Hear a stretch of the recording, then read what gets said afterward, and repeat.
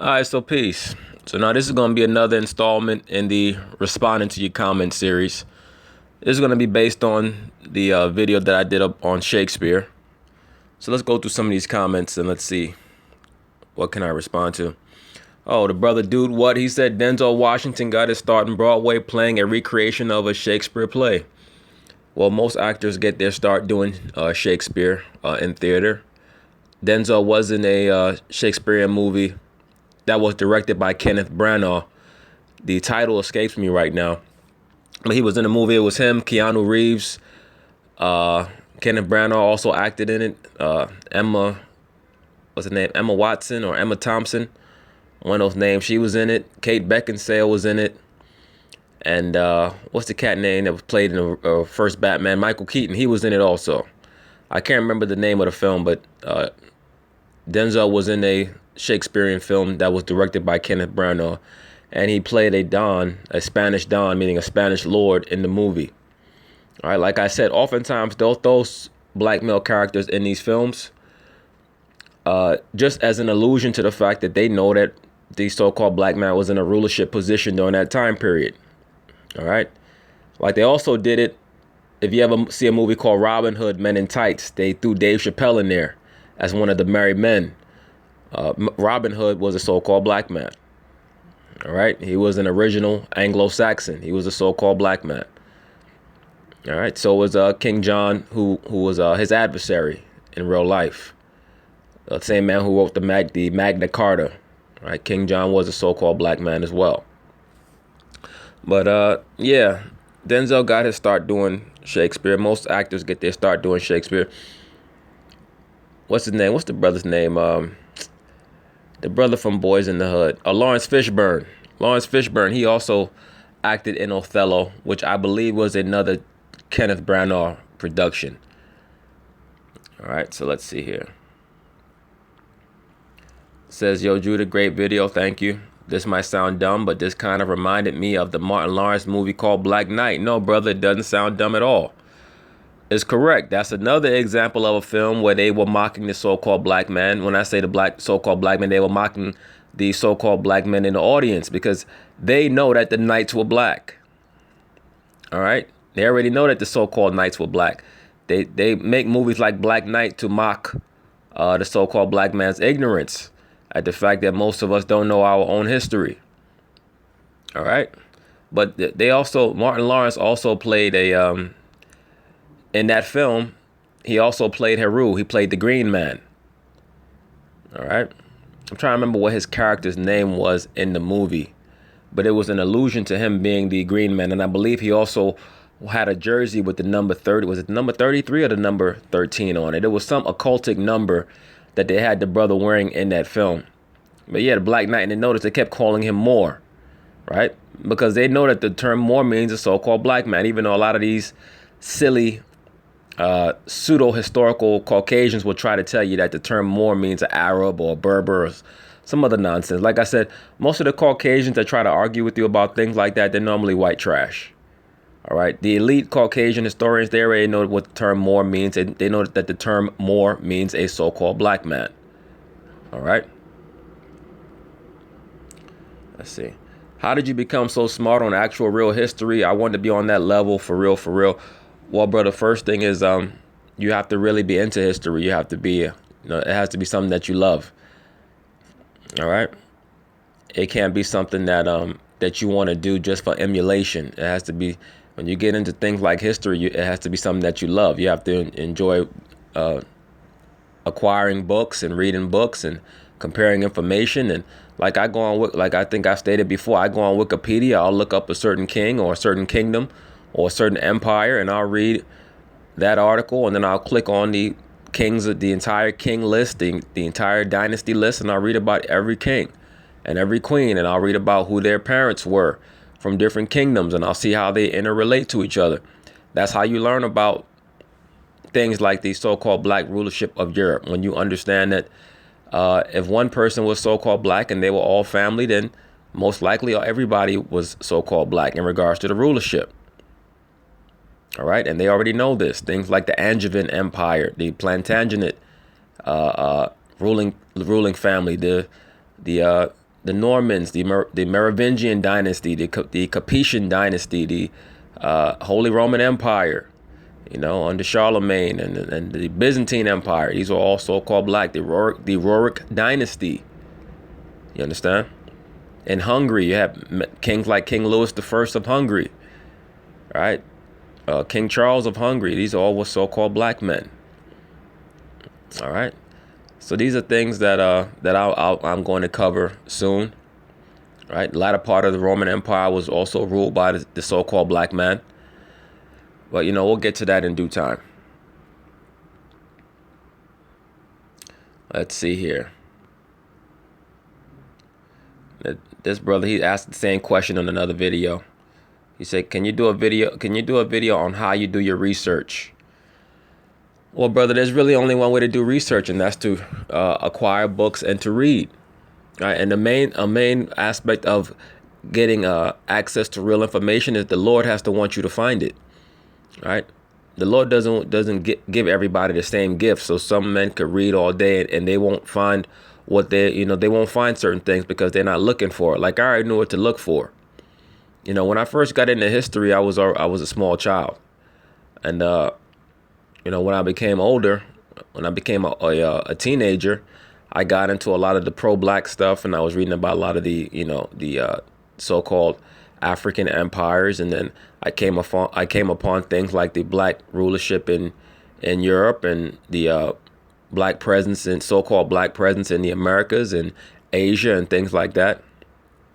And it expanded my mind to help me understand that the so-called black man is not localized to one so-called continent, that he's indigenous to the entire planet. All right. And then I came upon the understanding of the scriptures, which is what really augmented my understanding of history. But I humbled myself and I took my time. All right. And I went through books diligently, and I separated the meat from the bones. And that's what everybody else is going to have to do, and not try to look for the quick way to just be able to impress people with certain information that a lot of times, that you don't even know anything about. A lot of times, and I see this a lot, people take advantage of the fact that most people don't know anything. So they try to impress them with half knowledge, right?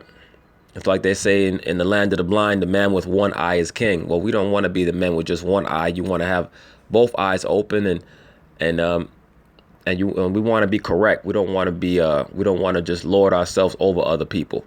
I see that a lot with people who try to act like they have information. They want to just lord themselves over everybody forever. All right. The Bible tells you, buy the truth and sell it not. So let's see here.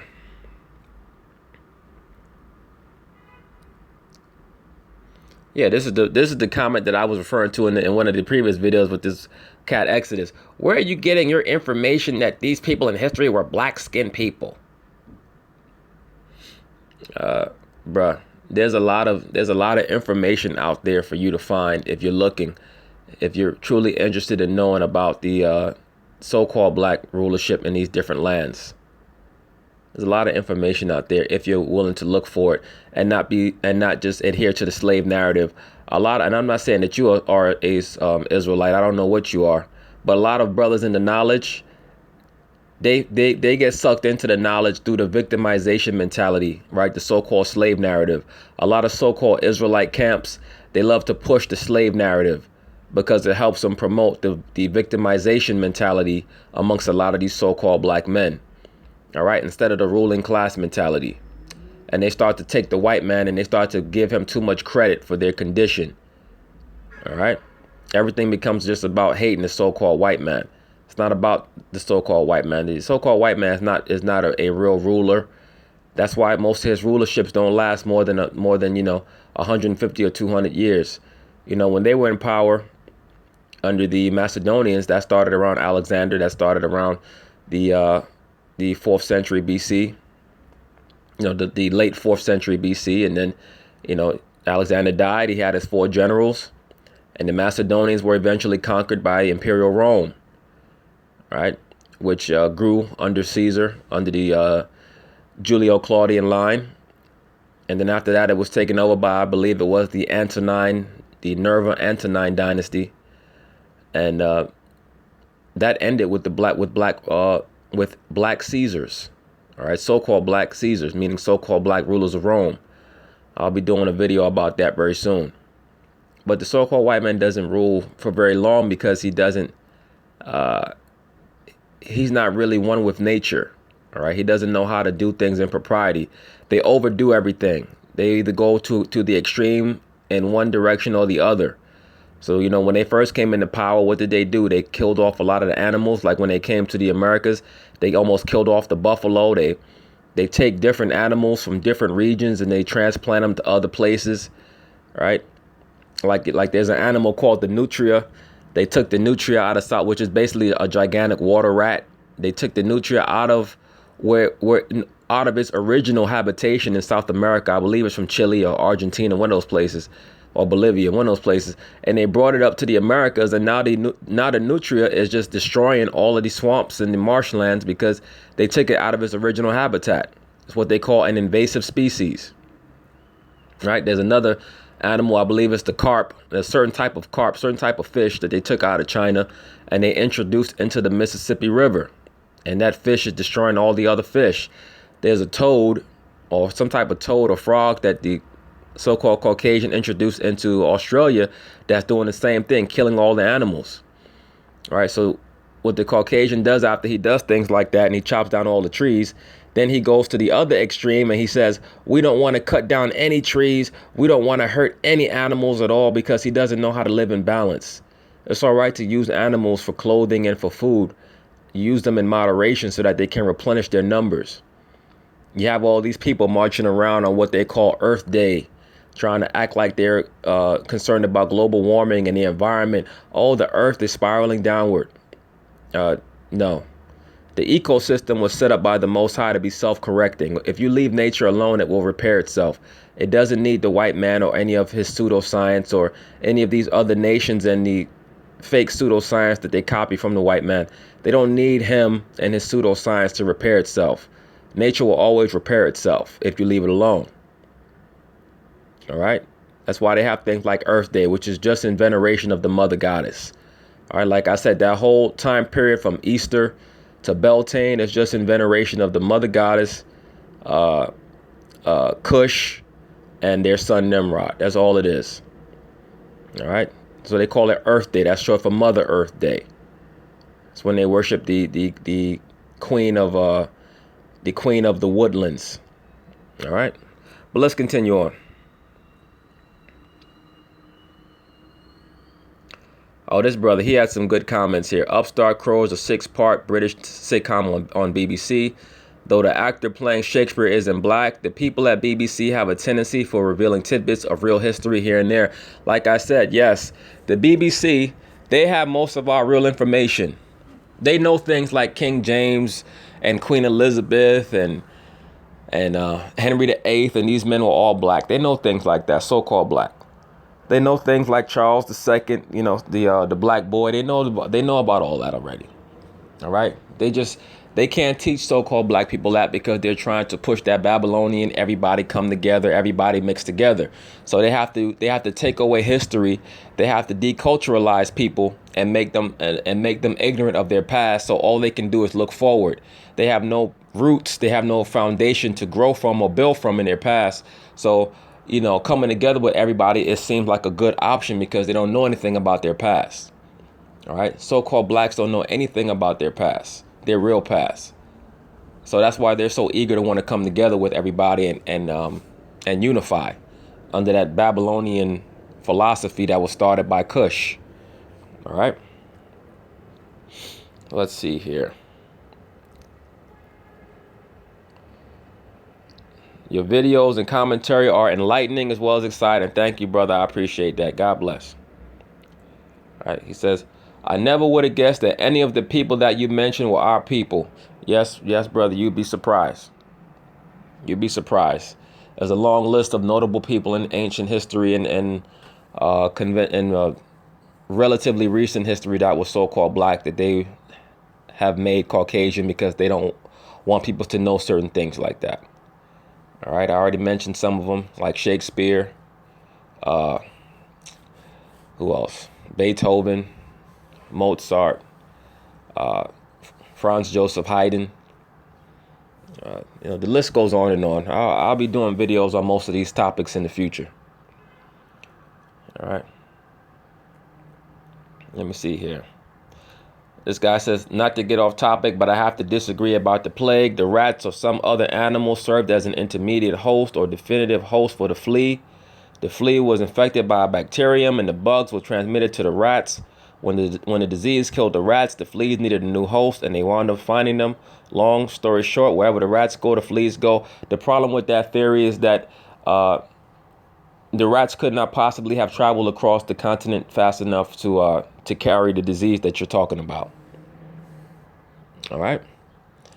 That's really not possible for rats to travel that quickly across an entire continent. The so-called bubonic plague, that was really a pneumonic plague. That was an airborne disease that was carried in the mid 14th century. And whatever it was mostly affecting the so-called blacks of Europe because they did not have the antibodies were unable to defend the so-called blacks of Europe against whatever disease that was. And like I said, the proof of that is that the people who survived that disease, the people who were able to build up the antibodies to fight against it, they carried that disease over here to the Americas when they came here, both so-called black and white Europeans. And that's what killed off most of these so-called blacks that were here in the Americas. All right. And even in conventional history, they'll tell you that these quote unquote Native Americans or Aboriginal Americans, they could not defend themselves against those diseases when the European brought them here. All right. And they don't attribute those things to rats. OK, but I have a couple of articles. But understand something. The rat bubonic plague theory is just a theory. That's guesswork. All right. That's why even you said in your comment, the rats or some other animal served as an intermediate host. Like that doesn't even make sense. You either know it or you don't. But they have to find a way to maintain the narrative about how the Caucasian became the dominant element in Europe. And that was the main way that they did so. Prior to the so-called plague, the vast majority of people in Europe were so-called black, and they were the ones who ruled over the so-called Caucasians, or as they were known in history, the so-called Caucasians were known in the medieval time period as serfs, right, or villains. In the eastern part of Europe, they were known as Slavs. That's where you get the term Slavic from, like Yugoslavia. All right. That's where the term slave comes from. The term slave has the same root origin as Slav. They were servants. The Slavs in Eastern Europe, they were servants to the Byzantine Empire, which was a so-called black rulership. The Byzantine Empire was conquered by the Caucasian Ottoman Turks in 1453 AD. At least that it culminated in their defeat in 1453 AD by the Caucasian Ottoman Turks. Prior to that, they had been fighting against the Ottoman Turks for about almost 150 years. One of the main combatants against the Ottoman Turks was a so-called black man known as Vlad the Impaler. Right, you know him in conventional history as Count Dracula. All right, the character of Count Dracula came from the man known as Vlad Tepes or Vlad Dracul. Right, he was known as Vlad the Impaler. He was a black man who ruled in Romania at the time. All right, Vlad of Wallachia. Right, Wallachia was another way to say a Welshman. And as we've already established, the so-called Welsh were so-called black. Okay, all those people were related. They were trying to fight off the encroaching Caucasians by the mid 1300s, 1400s. That's why I say that's when they started to lose control of Europe. All right. But yes, Vlad Tepes or Vlad Dracul or Vlad the Impaler, whatever you want to call him, he was a so-called black man. He was a raw ass nigga too, man. He used to kill hundreds of Ottoman Turks at a time. He would impale them, and he would eat his steak in the middle of them while they were impaled. All right. He used to eat his dinner while they were screaming in horror as they were being killed. All right. That dude was a really raw dude. But yeah, Vlad the Impaler was a so-called black man. Right, he was a member of something I believe was called the Order of the Dragon.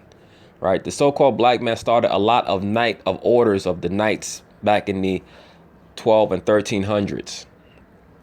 All right, starting from the Crusades in like the 1000s, like the 11th century AD, going into all the way for about 400 years after that, the so-called black man was what they would like to start a lot of knight orders, like the Order of the Garter, uh, the Knights Templar, the Order of the I believe one was called the Order of the Iron Cross, right? Depending on where you were from, you would start different orders. You would start different knight orders, and you would join. It was almost like being a member of a warrior brotherhood. Okay, I'll probably do a video on the knights in the near future. But let's continue on here.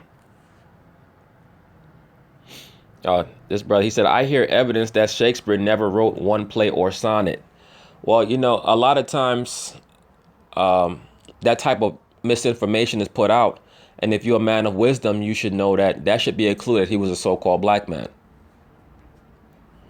Okay, that should be a clue for you. A lot of brothers don't pick up on that because a lot of times when brothers are pro-black brothers, they look for information like that to say, see, Shakespeare was nothing. He was, you know, he was some fabricated person. No, Shakespeare was a real man, and he was a so-called black man. Like I said, there was a great deal of jealousy about Shakespeare during that time period because that was around the time period where the Caucasian was gaining great prominence. All right. Shakespeare was not of noble birth, meaning he was not born into a royal family. He basically worked his way up. He was part of the so-called black middle class in England during that time. All right. But he was a very, very cocky dude. He was very charismatic. He was very outgoing. You know, like I said, he used to act in his plays. If you ever see any images of Shakespeare, even the fake ones, they'll always show you that he had the hoop earring in his left ear. Right. That was a style that the so-called black man wore during that time period. Right. Brothers they would constantly rock a hoop earring in the left ear. All right. But yeah, he was a real man. He really existed, and he really wrote all those plays. When the Caucasians came into prominence in the mid to late 1800s, that's when they started these Shakespearean truth societies to try to say that Shakespeare didn't write them, somebody else wrote them, and Shakespeare didn't exist, and all this nonsense. I mean, there's just too much evidence to show you that, number one, that Shakespeare existed and that he wrote those plays. All you have to do is read the Dark Lady sonnets, and you'll know that not only was he a so-called black man, but the woman that he was writing about was a so-called black woman that he was writing towards and that he was obsessed with. Right. Now, if you ever look up any information on who the Dark Lady of the sonnets was, they'll always give you a woman who had a royal station in England at the time. Right. One of them, I believe, was Catherine Riothlesby, if I remember correctly. Her name was. She had a weird spelling to her last name, like Wriosth, something along those lines, Elby, something along those lines. But that shows you that they knew that the ruling classes in Europe, even during that time period, was still so-called black. All right. I mean, all you got to do is go read the play Othello. What white man, what Caucasian man in the in the late 1500s, early 1600s would write a play about a so-called black man married to a so-called white woman, and a so-called white man who happens to be his quote-unquote best friend is going to put thoughts of jealousy into his head to destroy him because he's jealous of him? What Caucasian man is going to write a play like that? Right? I mean, come on, y'all brothers gotta use what's in your cranium. All right. I mean, I have expectations for this channel and for the people who listen to this channel. All right. So brothers got to use their thinking cap sometime when it comes to a lot of these topics. The sister said, why won't they show the real Shakespeare? The reason why they won't show the real image of Shakespeare is because you can control how people view themselves based on the type of history that you get them to believe. All right. If every time you look at a notable figure, you see a Caucasian face, you subconsciously look at the Caucasian as a great entity, a mighty force. Right. That's why when they show you everybody who did classical music, it was a Caucasian man. When they show you every king, it was a Caucasian man. When they show you Christ, he was Caucasian. When they show you every queen, she's a Caucasian woman. It's very, very important. When you control history, you control how people think about themselves. All right, so that's it with these. That's it for these comments here.